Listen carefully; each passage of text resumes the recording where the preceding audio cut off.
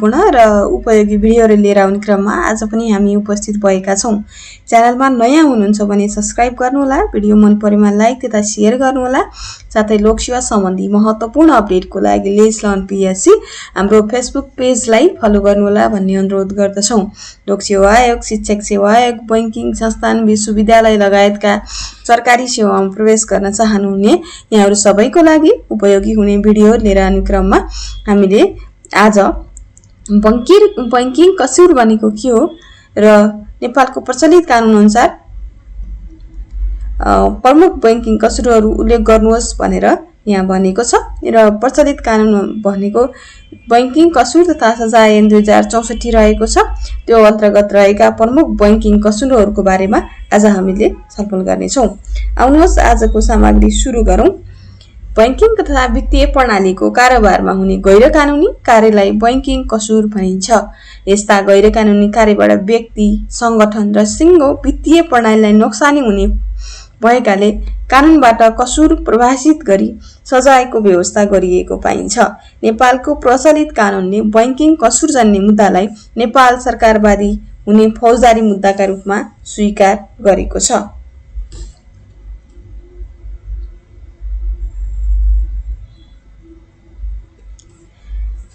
Banking कसुर तथा सजाय ऐन 2064 ले व्यवस्था गरे अनुसार प्रमुख बैंकिङ कसुरहरू निम्नानुसार रहेका छन्।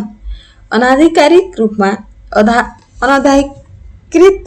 खाता खोल्ने वा भुक्तानी माग गर्ने कार्य, त्यसैगरी अनधिकृत रूपमा रकम निकाल्ने वा भुक्तानी दिने कार्य, त्यसैगरी विद्युतीय माध्यमको दुरुपयोग वा अनधिकृत रूप प्रयोग गरी भुक्तानी लिने वा दिने कार्य, अनधिकृत रूपमा कर्जा लिने वा दिने कार्य, कर्जाको दुरुपयोग गर्ने कार्य, बैंकिङ स्रोत, साधन र सम्पत्तिको दुरुपयोग गर्ने कार्य, ऋणीको चालू परियोजनालाई नोक्सान हुने गरी ऋण वा सुविधा रोक्ने कार्य, कागजात वा खाता बही सच्याई, कृत्य वा जालसाजी गरी हानि नोक्सानी पुर्याउने कार्य, बैंक वा वित्तीय संस्थालाई झुक्क्याई वित्तीय कारोबार गर्ने कार्य, त्यसैगरी बढी, कम वा गलत मूल्याङ्कन तथा वित्तीय विवरण तयार गर्ने कार्य, अनियमित आर्थिक तथा वित्तीय कारोबार गर्न गराउने कार्य, ढुकुटीको कारोबार गर्ने कार्य, सहकारी संस्था वा संघले गैर कानूनी रूपमा बैंकिङ कारोबार गर्ने कार्य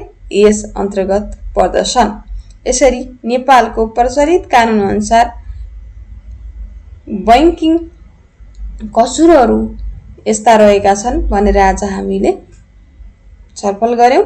आजको सामग्री यहाँहरूलाई कस्तो लाग्यो, जस्तो लाग्यो हामीलाई फिडब्याक दिनुहोला भन्ने अनुरोध गर्दछौं र निष्कर्षमा तपाईहरुले मुलुकको बैंकिङ तथा वित्तीय प्रणालीमा पर्ने असर र जोखिम न्यूनीकरण गर्दै वित्तीय प्रणालीप्रति नागरिकको विश्वास अभिवृद्धि गर्नका लागि बैंकिङ कसुरको अनुसन्धानलाई प्रभावकारी बनाउनु आवश्यक देखिन्छ।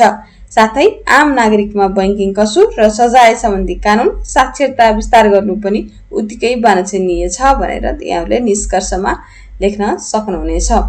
आजको सामग्री यति नै। अर्को सामग्रीमा उपस्थित हुनेछौं। अहिलेलाई बिदा दिनुहोस्। हस्त, धन्यवाद, नमस्कार।